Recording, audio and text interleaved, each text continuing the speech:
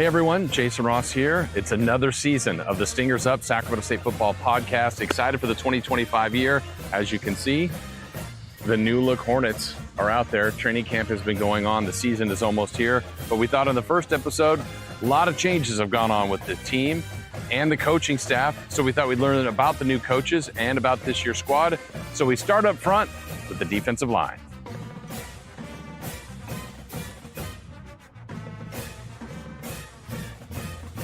All right, one of the new members of the Hornet coaching staff, defensive line, Ed McGilvra. Coach, first off, welcome to Sacramento. How's it been so far?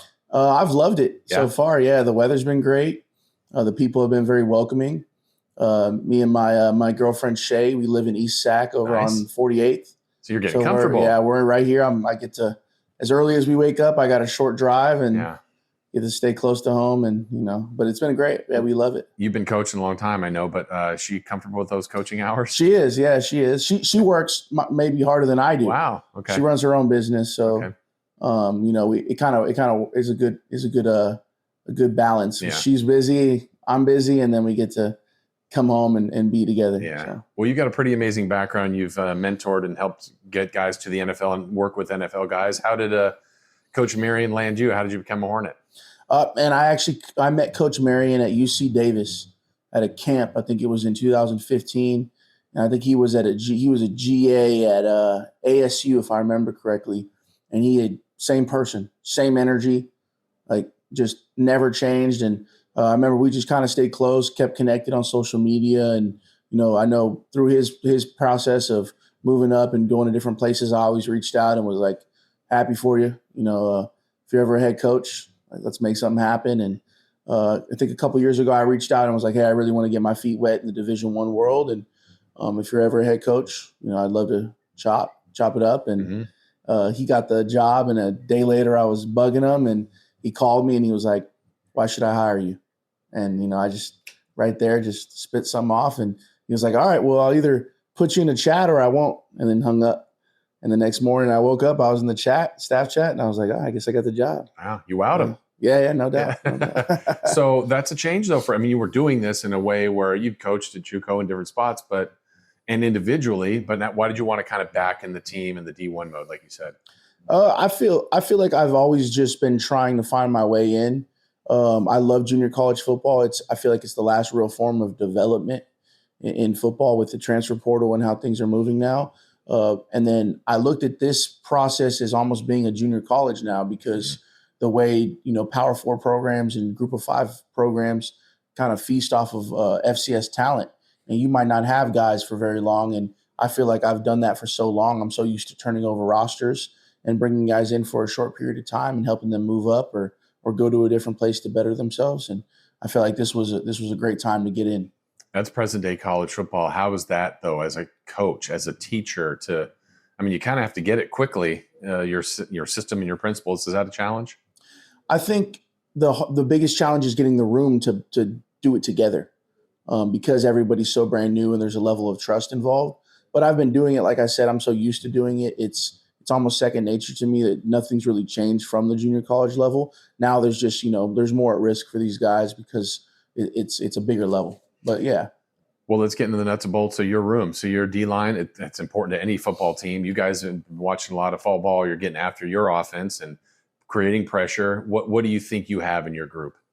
I think I have a group that's physical and violent at the point of attack. And it's an older room, so a lot of them have a lot of playing time under their belt. They play really hard all the time. I don't have to give them motivational speeches every day to try to get them to play football. They actually love it. And they're willing to do the dirty work and play the run. And they're open-minded. They all want to learn. I think they're really excited. And more importantly, they just want to win. Like these guys, they all came here for the same goal, and that was to win a championship and to just try to go 1-0 every day. They value this game, and they know, time is I talk about this all the time. The most valuable thing in the world is time. And these guys know they don't have that much time to play this game.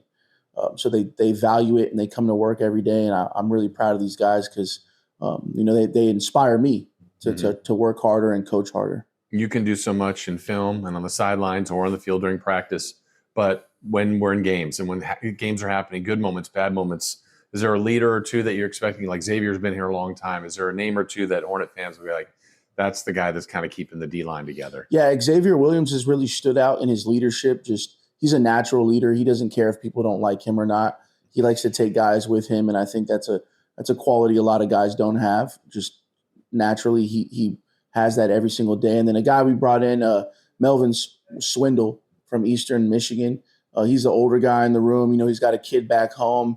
He's doing this, for a lot of reasons, but he comes in and he just has this uncle energy around him where everybody likes him. He's funny but serious. He comes to work, and he's been pulling guys with him too. And he's played over 500, 600 snaps at the FBS level. So guys listen to him, and he's also a natural leader. And then the younger guy, Jalen McGlothen, I think I said that right.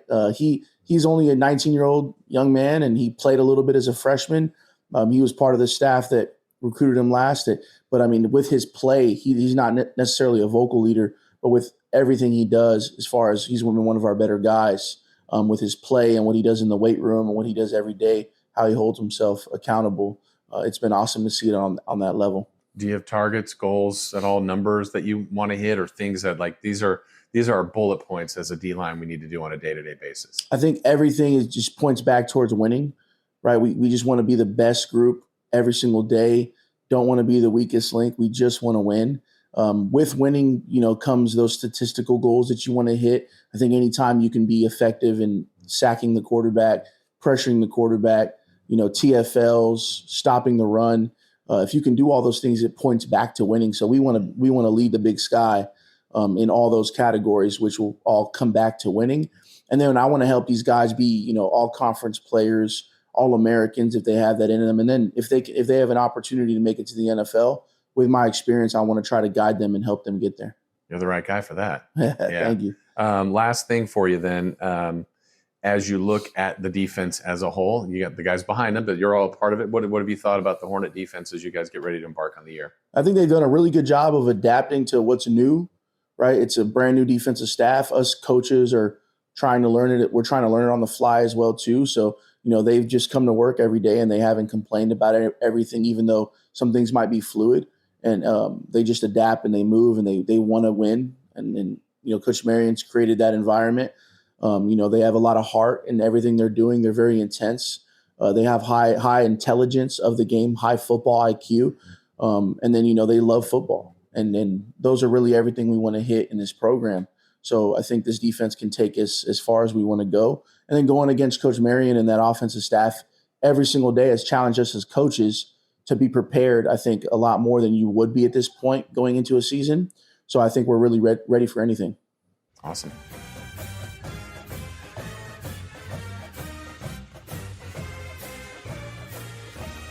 All right, Coach Jake Vang, part of the edge rushing group, or that's your room on the defense, your assignment. Welcome to Sacramento, and let's start with how you got here. How did Coach Marion land you? Yeah, so I was working at Colorado State with Coach Patton last year. Once Coach Patton got the DC job here, immediately thought that this was a really good option. Sacramento State came out to Fort Collins in, I think, 2022, and really took it to us. Yeah. So, really great program. Had a lot of really good success recently. Obviously, had been built the right way, and so excited to get out here. I didn't realize you were part of that squad. Yeah. That's have some of the Hornets reminded you of that? Oh yeah, absolutely. Yeah, some of the older guys, there's no doubt. Yeah. So yeah, you knew about the Hornets then, but when you got here, is it kind of lined up with what you thought Sacramento would be? Yeah, it's awesome being in a major city. You get to go do all the exciting things. Got to go see my Thunder play the Kings. Go downtown, go to Morton's, all that good stuff. So excited to get be around that. I've lived in smaller cities a lot lately, so being able to coach in a major city is awesome. Now, tell me you didn't pick up the Thunder just this year. No. Okay, good. No. Yeah. When you're from the Midwest, you root for whoever the closest one. Gotcha, and they were the closest one. Yeah, I grew up in Wichita, so I'm a Chiefs and a Thunder guy. So I'm never going to have it as good as I have it right now. Yeah, you have it well. So, yeah, that was quite a year. Yeah. MVP, finals I know. MVP. I mean, it's a good run. Yeah, I might. Yeah. Next son might be named Shea. We'll see. We got to start converting you to the Kings, though. The longer you're here, we'll convert you to the Kings. So tell us about your defense, your guys, your edge rushers. Important to create havoc. It looks like you have some guys that have done that in camp. Who are some guys that Hornet fans are going to be watching this year and they go, man, that edge rushing is creating a problem? Yeah, obviously Cashola coming back. So Cash has been really big for us. Veteran presence, guy who tries to do everything right. Really, really stout in the run game, and then has really gotten better as a pass rusher too. Really exciting to see him come along. Dylan Hampson is another guy who came in from San Jose, and we're expecting him to play a lot for us this year. Similar type of role that he can kind of do everything in that way, but the guys who have a lot of juice are Devin and Chris. They obviously provide a lot of juice off the edge, all rushing in different ways, all creating havoc in different ways, based off their body type, all that good stuff. So they do a really good job, though, of getting to the quarterback, right? Yeah. So, I mean, we've done a great job in the last couple scrimmages of really trying to get back there, get off the ball, and really trying to challenge those guys to see how fast they can play, right? Don't want to always just be trying to catch stuff. We want to go be enforcing our will on the opponent. Yeah.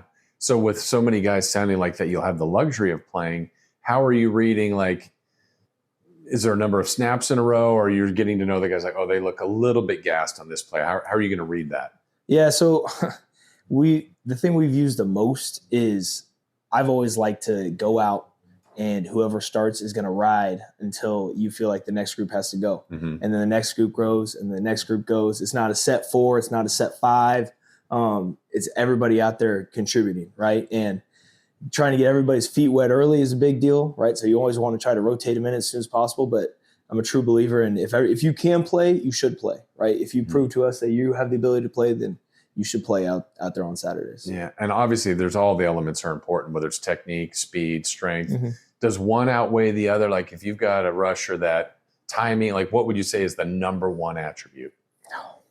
Or is there one? The two things that always show up are your speed and power. So some guys are speed guys, some guys are power guys, some guys use a combination of both. But those two things, when you're rushing off the edge, really contribute to each other, right? So if I'm a really big power guy, I'm actually going to win more of my rushes with speed. If I'm a speed guy, I'm actually going to win more of my rushes with power, because that's not how our opponents are identifying us, right? So you're really trying to use those, and I always talk to them about we're trying to throw our fastballs. We want to throw fastballs, and then here's our changeups, right? What are we always trying to get to? What are our options? Yeah, and obviously targeting the quarterback, but how important are they going to be in the run stop too? Yeah, we have to set the edge, right? Most important thing we do so that we can pass rush is set the edge, stop the run. Also guys in our position, we're going to be out there, be read and open space a lot. So just being a good athlete out there in space and able to play both at times, being able to make plays, make decisions quickly, all contribute to being able to get us a little bit faster. Do you target, there's chances for edge rushers to get tips, to sacks, scoops and score? Like, are there targets you're trying to get from your group to goals to reach? Yeah, you'd love to say we're going to get 5 sacks every single game, But honestly, the way the inside guys are rushing too, like we're going to be racing each other to the quarterback. So I try to do a good job of we're going to tally all the production. So no matter what it is, whether it's scoop and scores, it's sacks, it's fumbles, it's tackles, running to the ball, all the positive things, we're going to tally all that up.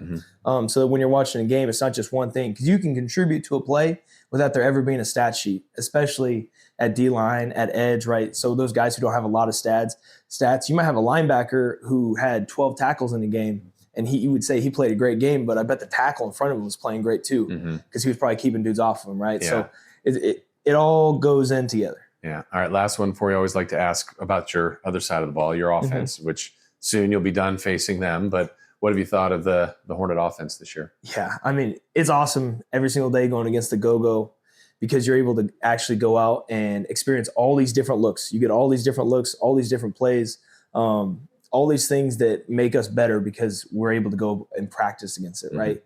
Some other teams, like a traditional air raid team, for example, you wouldn't get the same kind of looks.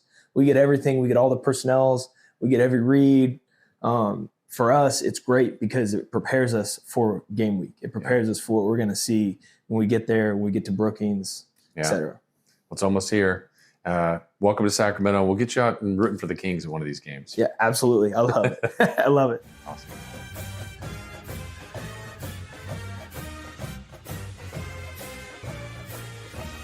All right, Hornet fans, he's back. Coach Brown, you can't get away from this place? Yeah, the back in California is great. Yeah. I'll tell you that for sure. Well, how did it happen for you? Because you were here back in the 07, 08 year as a Hornet. You bounced around Cal Poly. We've seen you in the Big Sky. But what's your connection with Coach Marion? So it's a funny story, actually. So when I coached with Marshall Spurbeck at Foothill College, Coach Marion was actually a player. You know, I didn't coach him, but he was on the team. I think that was 06 maybe, right before I came here, actually, or 05 or something like that. But yeah, so he was a player on the team, and over the years we stayed in touch, and we actually coached against each other when I was at UTEP and he was at UNLV. And so, yeah. I'm sure back then you had no idea that he would be a head coach in the future, or did you? No, not really. I mean, he'll tell you himself he was a lost soul back then and corrected everything. But me and him had a good relationship back then when he was a player, and carried over to when he started coaching. And you know, I'm proud of him. He's done great things with his life. He really has. That's awesome. So what drew you back though? Kind of that chance to be with him and back here, and being back in California and you know, talking with him and his vision for the program and where he wants it to go. And you know, I love California and spent most of my time here as a coach, and I grew up in California, so my family lives in San Luis Obispo area. So perfect. It's great to be back home. Can you believe it though? Like, I mean, some things are exactly the same, but then, I mean, there are portables. The Broad may have just been there. You guys have Folsom Hall now. Like, it's different, isn't it? We were the first staff in the Broad. Okay. Yeah. My first year we were in the trailers. Right. Yep. In the where the well is now. Yeah. And then we moved over to the Broad, and obviously now we're over here, which it's great to have our own facility. And it's and a lot of visions space of and maybe FB. I mean, there's big plans. You know, it takes some time, but like it's amazing. Isn't it? For sure. From 07 and 08 when I was here, there's a lot of change. Yeah. A lot of change. You know, you look out, you sit in one of our staff meetings, you see how many people are actually working here. Yeah. It's crazy. Yeah. You know, where we had the full-time staff, 10 coaches and maybe a couple support people when I was here, you know, so there's probably a 13, 14 person staff, and now there's probably 40 people out there in the Army. You know? Well, let's talk about your linebackers. Important to any team. It's going to be important to this team. Hornet fans know Derek Houston's back. There's other names that they've seen, but tell us a little bit about your group and what you expect from them. Yeah, Derek's obviously the bell cow of the group. I mean, he's a returning starter. His team just voted him captain. So obviously there's mutual respect between coaches and players with him. He's the kind of guy that, you know, making sure the group is on time, making sure the group is doing things the right way. And, you know, on top of that, he's a great player too. You know, he played a little bit last year, but he wasn't a full-time starter last year. And, you know, this year we're expecting big things out of him, and he's really stepped up to the plate. So he's obviously the leader of our group. Then we have a bunch of guys that are kind of fighting for that second spot right now. Oscar Moore, who played for me at UTEP, he was a safety at UTEP, and we kind of moved him to weak side linebacker for us. He's doing some good job. He's doing a good job. He's very athletic. Matt Eskridge, who's a returning starter, junior college kid from Riverside, has a lot of upside. Diego Davis from Santa Rosa Junior College. Fata, who's a local kid from here. We're kind of moving him around a little bit.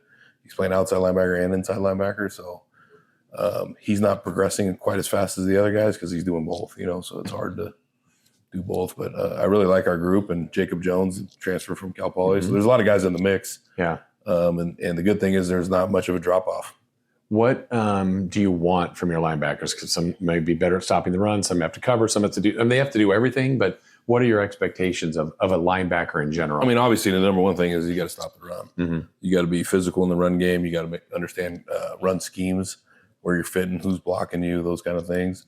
But you got to, like you said, you got to be a complete player. You got to be able to blitz. You got to be able to drop in coverage. You got to be able to play man coverage. You got to be able to do a lot of different things. I mean, obviously you need everything, but is tackling like the most important? Speed, like all of it? Yeah, I mean, to me in the game now compared to what it was, you know, even when I was here before, you know, you got to be smart. I mean, there's so much offense you got to defend nowadays. You know, just look at you know, our offense here. You know, it has triple option, and it has spread offenses, it has veer offense, and it has all kinds of stuff. So you got to be intelligent to like understand schemes and where people are trying to attack you. And, you know, so the number one attribute I look for is intelligence. Yeah. Number two is physical. And number three is, you know, athleticism. So I kind of go in that order. at linebacker. So if you're in the right place at the right time, then you're in good shape. Yeah. Is that, I know that's your read from the sideline or the booth, but is that going to Derek and he's kind of conveying that, or how's that going to work? Yeah, for sure. Yeah. That's exactly how it'll work, and I'm in the booth this year. So I've pretty much been in the booth my whole career, really, as a coach. Last year I was not, but it's one of those things where that position, you have to talk to them between every series. So like I told our equipment guy, I was like, hey, we need the phone set up on the sideline. We need it in the office or in the booth right next to me. Cause I right when they come off the field, they'll go to the phone right away and talk to me. Yeah. Good, bad, ugly, whatever. And how much do you want from Derek? Let's say like, okay, I know you're saying that, but this is what they're doing. Or are you guys, you're new to this year with him, but you feel like that's something you'll have pretty good energy together? Yeah, for sure. I mean, we're already starting to work on like, hey, this is how I think, and this is the kind of things that you need to present to the rest of the linebackers and things like that. So, well, it's gonna be fun. I'm glad you're back. Yeah, it's great. Thoughts on the season, just a final nutshell as we get ready to embark on the 25 season. Yeah, I mean, I've been in this league a long time. I know it's very good, very competitive league. I know some of our coaching staff here has been in the league as well, but I'm excited. I'm excited to beat Davis again. Yeah, there you go. Yeah. That's the right thing to say. Yeah, I think my record overall, I've been in the Causeway 2 games and the Golden Horseshoe 10 games. I think I'm 8-4. Whoa. Yeah. Okay. Yeah. We'll keep that 1-1 here at Sac. All right. Well, got to get back over 500. Yeah, exactly. All right. Welcome back, Coach. Yeah, appreciate it.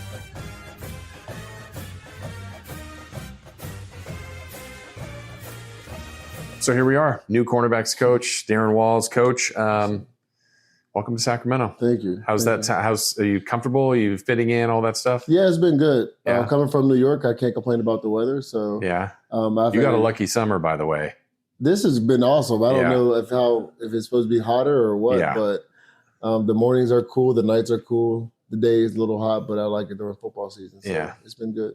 I want to backtrack for you personally, a professional NFL player. Obviously, you had the background there. And when did you get the coaching bug? When did you want to do this? Yeah, so my last year in the NFL was about, I think, 15 or 16. And then I kind of was just working out, training, seeing if I was going to land anywhere. I did it. And then one of my friends was like, do you want to help coach 7-on-7?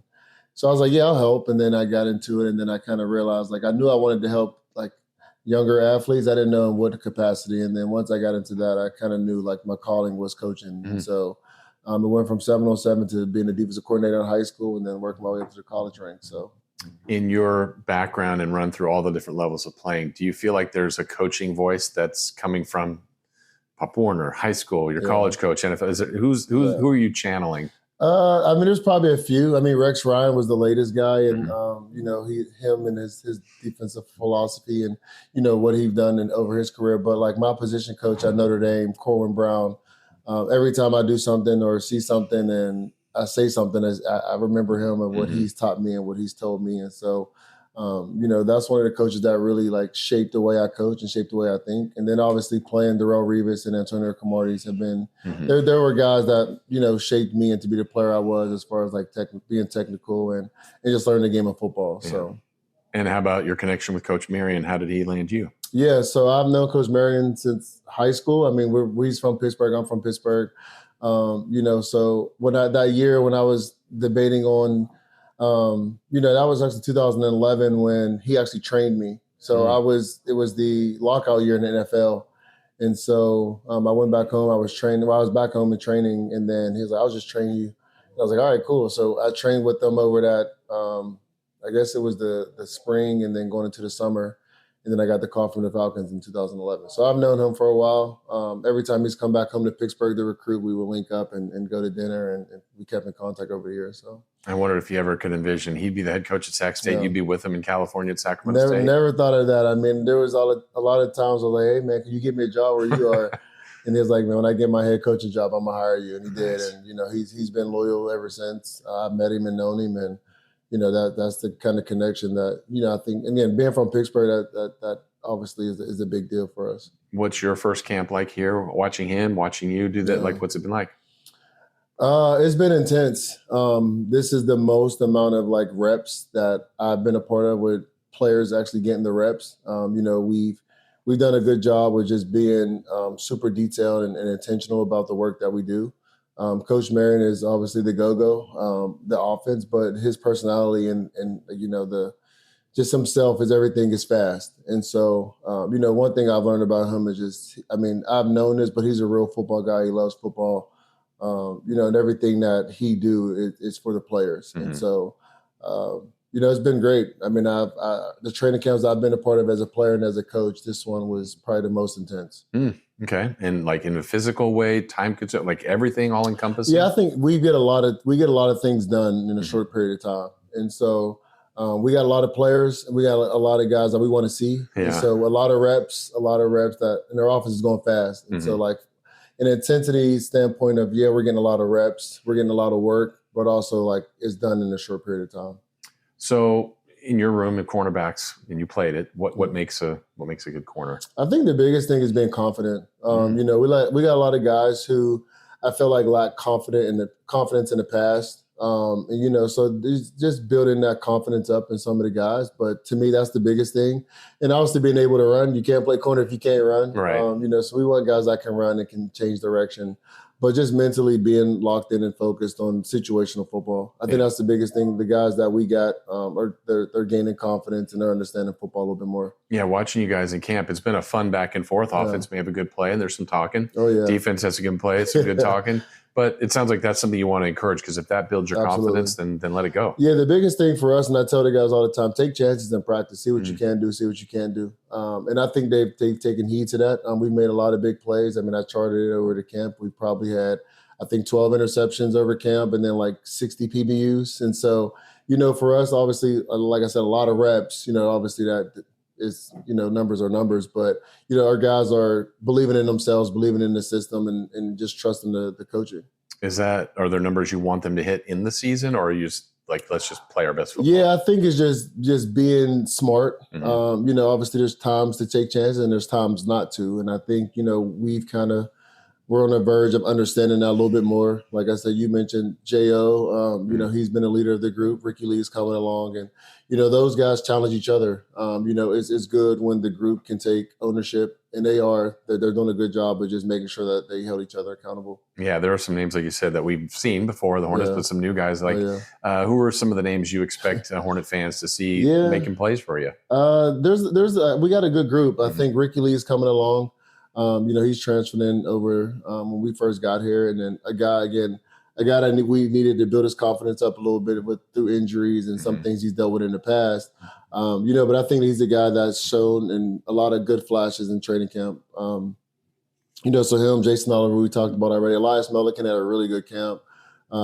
He's developing that confidence that you want. Adam Taylor's coming along. He's a young guy that I'm excited about. He's probably the most athletic guy we got in the group. He can run. He's quick.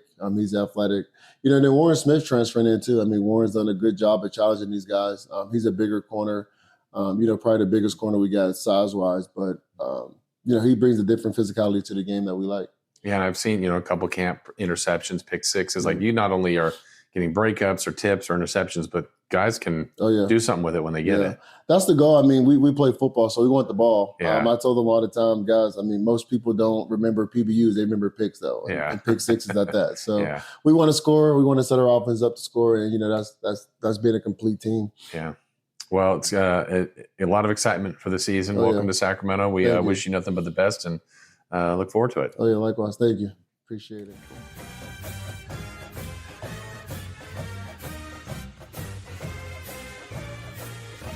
All right, let's spend some time learning about the Hornet safeties with Coach Kenyon. First off, I've been telling everybody this. Welcome to Sacramento. How's Sacramento treating you? Sacramento's been great. Yeah. Really enjoying everything that it has to give. I'm a local guy myself, growing up in the Bay Area, so familiar with Sac, but really been enjoying being up here and being a part of the Hornet Nation. You've had some taste in college, but a lot of success in high school at De La Salle. How did this transformation and how did Coach Marion get you here? So I know Coach Marion for a while, and we've talked a number of times about different opportunities that he might have been up for, and if he got them, that I was someone that he would look to, bring on. And it worked out, this time with Sac State. And for me, just being at the college level, the transition, everything has been really smooth. Honestly, I feel like at De La Salle, we play such an intense schedule where it's kind of on the same, I would say, kind of like playing line as like a college, you know. And then having a chance last year to coach at the JUCO level was, you know, obviously not the same, but it was different from high school, but not quite the same as being D1. So it's kind of that middle ground. We've heard a lot of the same themes about Coach Marion. He must have had a heck of a Rolodex because everybody kind of has stayed in touch with him, haven't they? Yeah, I mean, he does a really good job. As everyone knows, he's a really good recruiter. So he's very much in touch with a lot of people. He knows who to get in touch with. And, you know, for me, being a high school coach, having a 7-on-7 program, running strength and conditioning, you know, I had my own training company. So I had a lot of things going on to where, you know, he definitely tapped in with me, you know, a decent amount. But, you know, like I said, from that perspective, yes, he does a really good job of, you know, keeping in contact with people. So you have the safeties. In your words, what makes, like as you're recruiting and looking forward to bringing in future safeties, but the safeties you have now, what makes a good safety? I would say to me, playmaking ability is number one. I mean, as a safety, I would say as a football player in general, like if you can make plays, you can find your way on the field. And then from there, you know, there's other intangibles that are important. I mean, from the safety position, it's like the quarterback of the defense in relevance to the offense, right? So we have to be able to communicate. We have to be able to be quick on our feet. We have to be smart. You know, so looking for those type of things, you know, and then also with the type of defense that we run, speed is definitely something that is a big plus. And then just for my own taste and I like physicality. So, yeah. Some big hitters. Yes. Yeah. And Hornet fans are going to see some people they're familiar with. Davion McKenzie, Koa Kui, Caleb Higgins all back. What has that meant to your room to have some guys that have played some snaps for this university? I think it's been good. It's been really good. Especially like I said with Davion, you know, having a chance to watch him and Higgins on film last year. I know Koa got hurt. Having a chance to watch them actually playing some games, you know, with Higgins early in the year, he got hurt. And then with Tavion as a freshman last year, getting in and getting reps as like a backup. So, you know, those guys have been really big to the room as far as experience goes. But, you know, for me, my job has been to push them, you know, and try to really get them to take that next step. Koa kind of as a dark horse, I would say, in the room in some ways, you know, being a walk-on and not having the reps last year. He's done everything you could ask for a player like him and really put himself in a really good position this year. And he's been super instrumental in the room on the defensive side and also in pushing the other guys not to get content. So has he been one of the leaders of that group, or do you have multiple guys that you feel can kind of, you know, police them when you're not there? Yeah, I would say Higgins and Koa definitely have been the leaders of the room. They definitely earned my trust, you know, to be able to, you know, help keep everybody in check and to do the right things. So, yeah, for sure, those two. Hoping to bring more guys along in the room, but those two stand out as leaders right now. Yeah, how do you find that balance when you've got some guys that you're going to need to play, but then sometimes, like, you've got some young guys I know that you kind of want to get there too. How do you know when to trust them? And you're like, well, you got to learn sometimes by fire. To me, you know, I think, like I said, there are some young guys with talent that they could kind of push the envelope in the room. Maturity is a big thing. I mean, when you come in as a freshman, either you're ready or you're not right away. And right now, our freshmen, they're just not, I think, mature enough. And I don't mean that in a negative sense. You know, just some of them are, you know, mental maturity. Some of them are physical maturity. And then some of them are just, you know, they're just freshmen, you know, like, so it's kind of a blend of all of that. And as far as getting those guys on the field or getting them opportunities, when it makes sense, if it makes sense, then it'll happen. And if not, then, you know, it's a man's game. Yeah, for sure. And you've been around a long time, so you've seen success, like we said before, at De La Salle. When you look at the Hornets as you get ready to start the 25 season, what do you think? What do you think the possibilities are of this squad? We have talent. So that's something that sticks out. We have talent, we have guys, and we have the ability to have a good season. The things that we've really kind of done, I would say this off-season and summer and fall camp is try to bring everyone together, try to get everyone on the same, you know, the same wavelength. And I feel like so far so good. Until you like really get in the fire and you have conflicts, you never really know. So for us, I mean, we're going to continue to bring guys together and do that. And we'll see, like I said, how we react to something not going our way in the first game. I think will kind of set the tone for where we are. Yeah. But it's our job as coaches, to make sure that we bring this thing along, we get everybody prepared and ready to handle those moments. So ultimately, anything that doesn't work out will kind of be back on us as coaches. Well, it's almost here. It We're is. excited for it. Best of luck. Yeah, thank you.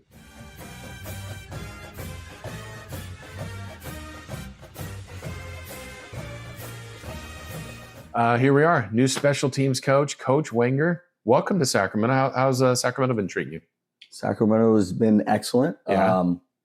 I really love football. There's a lot of football here. Yeah. So yeah, it's been good. Can I get the story of the megaphone? I've seen it at camp. Everybody hears you.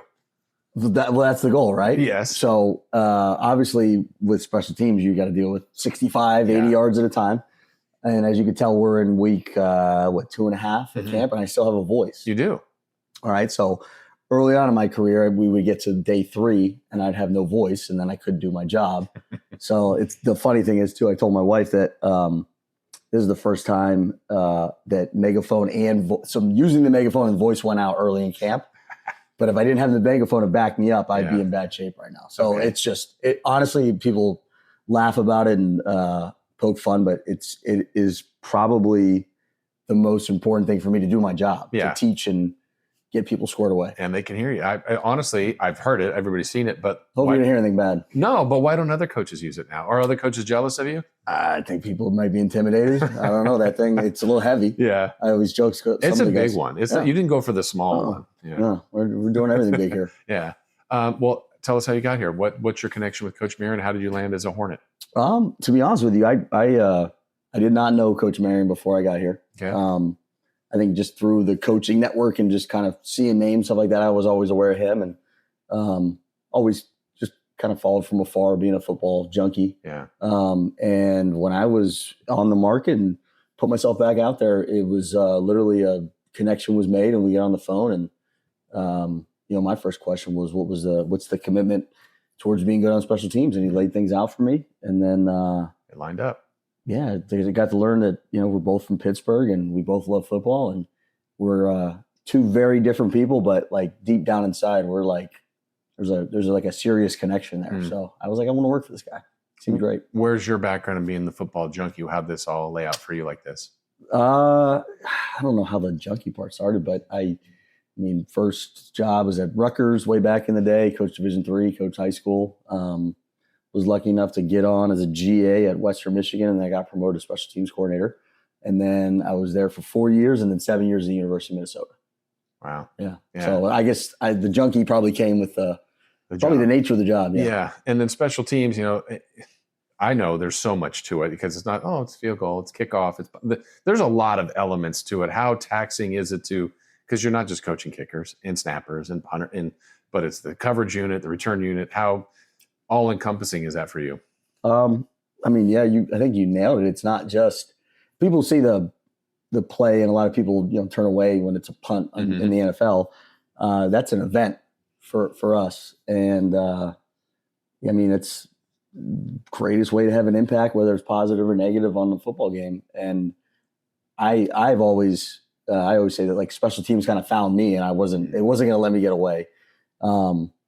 And I've just been obsessed with that part of the game for all these years. But the fact that I get to like touch every little pocket of the team, 30 seconds with the O-line, minute and a half with the guys that, catch the balls that are in the returner spot, and then, the specialists and, guys on the coverage units, I get to, I guess besides the head coach, I get to do the most coaching in the smallest amount of time. Yeah. So that's what I enjoy. And so much of it, like you said, people either look away or they look, okay, there's the returner. I'm looking at that, but you need the blocking. The guy that gets the tackle, but you needed other things how many moving parts are there on let's just say a punt? Just so many moving parts, right? You told me about 10 minutes, so that's a really open-ended question. Yeah. I could go all day, but no, you're right. It's like, people, the clips that go viral with the big return or the trick play, but the dirty work that has to get done to actually block and get in front of people and, understand leverage and angles and go out there and compete. I mean, that's what makes a big play happen. Right. So, I mean, that's where most of the time is spent and focused on. Is the things that people don't see on the TV screen. Right. And then I imagine picking guys you're going to have, not the returners, but the guys that are like, hey, might use him as a linebacker, but we also need him because he can play special teams. I'm sure those are the kind of guys you're also trying to seek absolutely. That's always the challenge. Obviously spent a lot of time developing and evaluating the returner spot, but I mean, it's the other 10 guys that make it go. You got the best player in the world back there, but Deion Sanders doesn't play anymore. You're not going to make 10 guys miss. Yeah. So it's the guys that do the dirty work that you really get most of my time. Yeah. And then lastly, your overall group that you got some experience coming back, certainly some guys that are new to the Hornets, but what is the value of having someone like Cal, let's say, as a returning punter? What's the value of having someone that's had a lot of reps as a kicker? Yeah, no, that's invaluable too. And Cal, obviously with a unique background coming over from Australia and, started off his career really strong. And when I was looking at the job, one of the first things I did was kind of look at the room of specialists and figure out who was still here. And the fact that Cal had experience, has the Australian background, that definitely piqued my interest for sure. Having him back there with a lot of reps under his belt makes a massive difference. But obviously, there's changes from what previous staff did to what we do. But I mean, if you want to talk about Cal, I could talk for 45 minutes. But the biggest thing, starting with Cal and the rest of the group, is my number one priority with the specialists are like, I want good human beings. Like we'll find talent, we'll find and ways to develop them and put them in good spots. But like we have a great group of people. Yeah. And they really care about each other and love each other. Like the chemistry in the specialist room is like my number one priority. If you mess with that, the megaphone's probably going to come out. But and Cal's, he's been a leader in that regard. More than I could. I mean, he's done above and beyond what I would expect from him.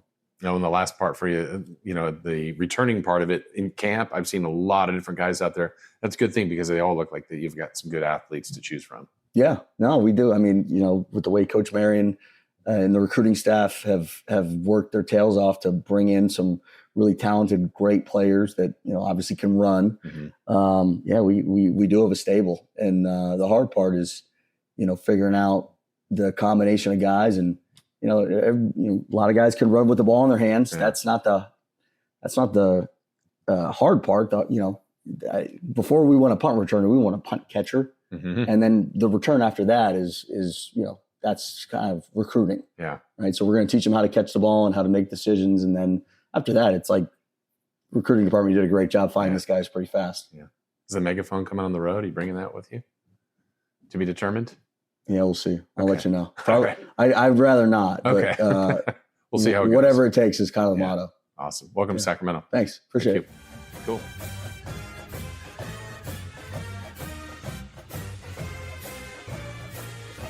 Here we are with the defensive coordinator, Marcus Patton. Coach, welcome to Sacramento. Thank you. How's that sound? How's it feel? How's it been being in Sacramento? It's great. I'm a city guy, so being able to get back into like a big metropolitan area is great for me. A lot of stuff to do, a lot of places to eat. Yeah. So I've been enjoying it. Great weather.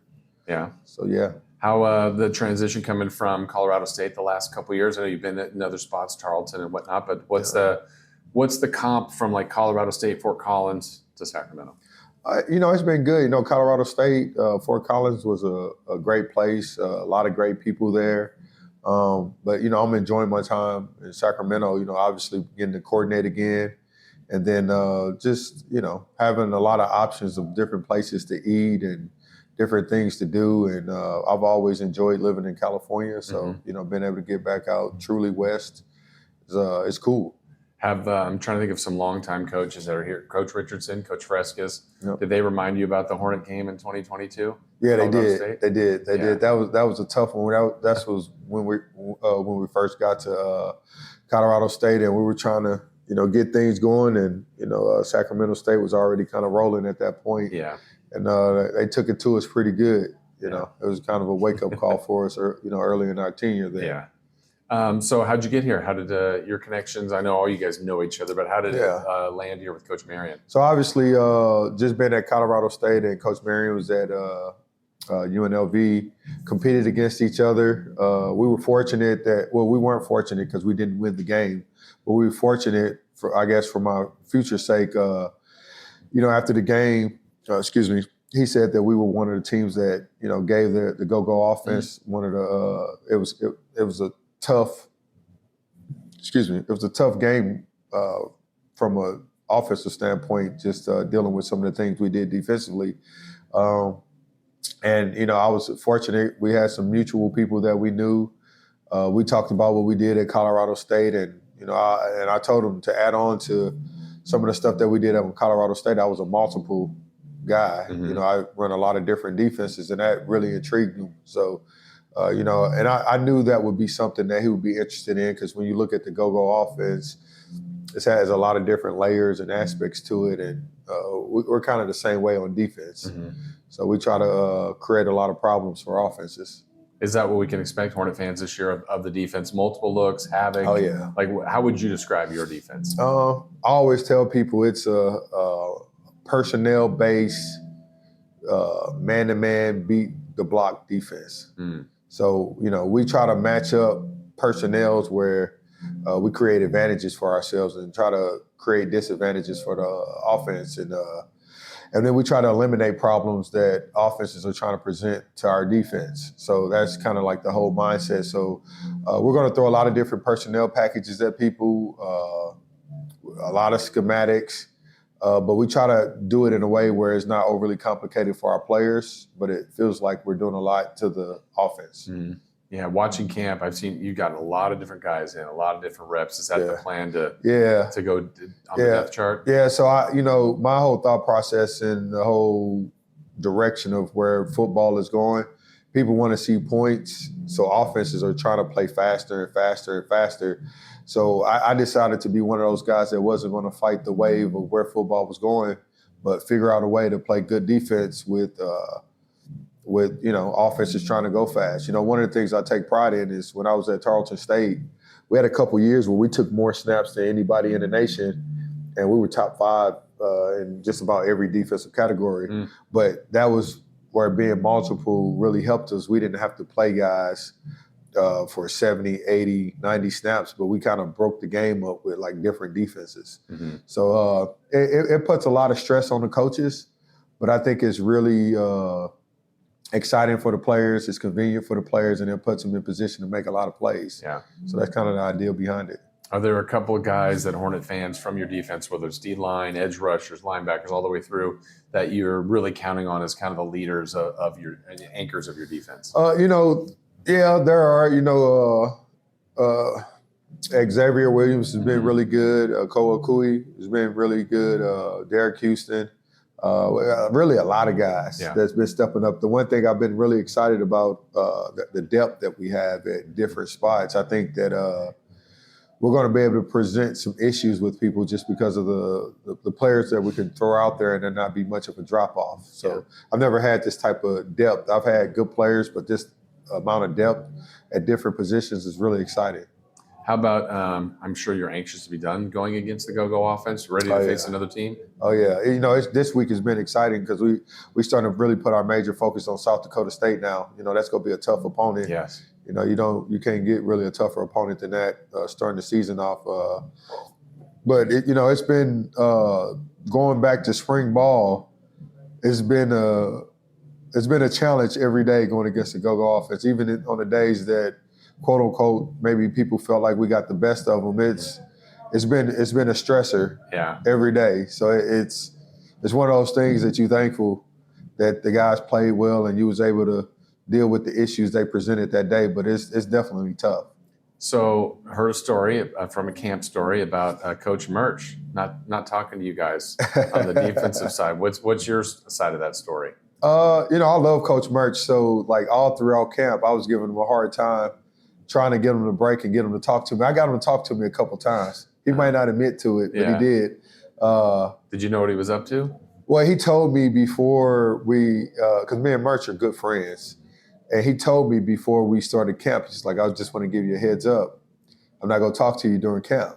And, so I told him, I was like, well, I'm or any of your defensive coaches. Yeah, any of us. And, you know, it makes it exciting as far as the competition in camp, because you know what, the one thing that's kind of it kind of goes on everywhere across the country. Like when you're in camp, it's offense versus defense. But then at some point in camp, you start trying to come together and, you know, like, okay, now we're on the same team. We want to get prepared for our opponents. We're kind of at that place now. So obviously we're back talking now. But it was, you know, it was fun for the competition and stuff that we went through in the spring and fall camp. Well, I'm glad you're on the same side now. We Oh, wish yeah. you the best of luck, and really looking forward to the season. Okay, I appreciate it. Thank you. All right, thanks. Well, I hope you enjoyed hearing a little bit about the 25 season for Sacramento State with the defensive coaches, special team coach as well. And look, they've been putting in a lot of work. It's been their mantra, just work. They're getting ready for the start of this season, and we're trying to get you ready for it as well. So that's this week's edition. Join us next week for another edition of the Stingers Up podcast when we focus in on the offense, and we'll also hear from brand new head coach Brendan Marion. Thank you so much for checking out another edition of the Stingers Up Sacramento State Football Podcast.